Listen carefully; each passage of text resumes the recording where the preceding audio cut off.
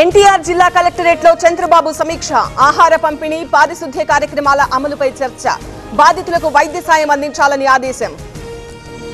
శ్రీశైలంలో ప్రారంభమైన విద్యుత్ ఉత్పత్తి, మరమ్మతు తర్వాత ఉత్పత్తి షురు. కొద్దిసేపటి క్రితం 7వ నెంబర్ యూనిట్లో సాంకేతిక లోపం. విజయవాడలో పూర్తిగా తొలగని వరద ముప్పు, బాధితులకు ఆహారం, తాగునీటి సరఫరా. సింగ్ నగర్ లో ఇంకా మోకాళ్ల లోతు నీరు. ఖమ్మం జిల్లాను ముంచేసిన మున్నేరు, కట్టుబట్టలతో మిగిలిన వరద బాధితులు. ప్రభుత్వం ఆదుకోవాలని వేడుకోలు. బీఆర్ఎస్ బురద రాజకీయాలు చేస్తోంది. చేతనైతే సహకరించాలి, లేకపోతే ఇంట్లో కూర్చోవాలి.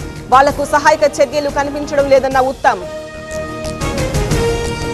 గోదావరికి పెరుగుతున్న వరద, త్రివేణి సంగమం దగ్గర గోదావరి ఉగ్రరూపం. తెలంగాణ మహారాష్ట్ర మధ్య రాకపోకలు నిలిపివేత. మహబూబాబాద్ జిల్లాలో కుండపోత వర్షం, మత్తడి పోస్తున్న బయ్యారం పెద్ద చెరువు. గార్ల రాంపురం గ్రామాలకు రాకపోకలు బంద్. మహబూబాబాద్ జిల్లాలో రైల్వే ట్రాక్ మరమ్మత్తు పనులు పూర్తి. కేసముద్రం మండలం ఇంటికన దగ్గర ట్రయల్ రన్. రైళ్ల రాకపోకలు సాయంత్రం ప్రారంభమయ్యే అవకాశం.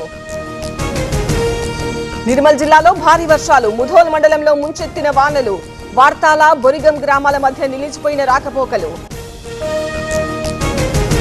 ఉమ్మడి ఆదిలాబాద్ జిల్లాలో భారీ వర్షాలు, సింగరేణి ఓపెన్ కాస్టులో నిలిచిన బొగ్గు ఉత్పత్తి. బెల్లంపల్లి రీజియన్ ఓపెన్ కాస్ట్ గనుల్లోకి వరద.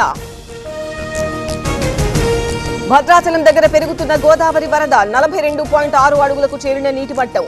43 అడుగులకు చేరితే మొదటి ప్రమాద హెచ్చరిక జారీ.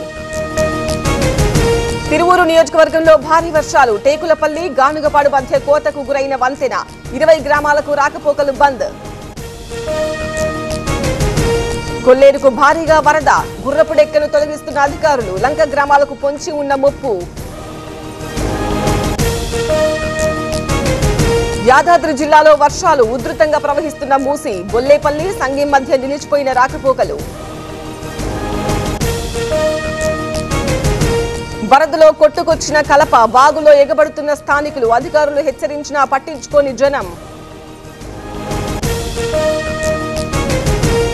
పెద్దపల్లి జిల్లాలో శ్రీధర్ బాబు పర్యటన, మంథని దగ్గర ఉధృతంగా ప్రవహిస్తున్న గోదావరి. ప్రజలు అప్రమత్తంగా ఉండాలని మంత్రి సూచన.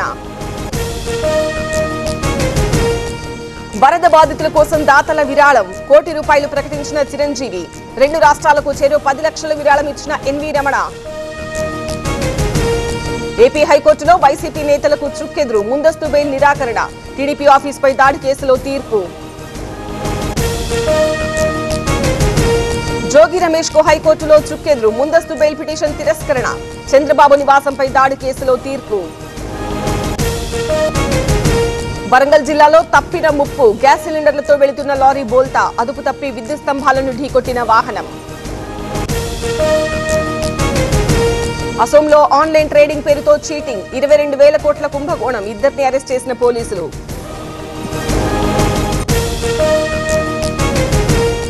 బ్రూనైలో భారత ప్రధాని పర్యటన, 2 దేశాల మధ్య బలపడుతున్న బంధం. కీలక ఒప్పందాలపై సంతకం.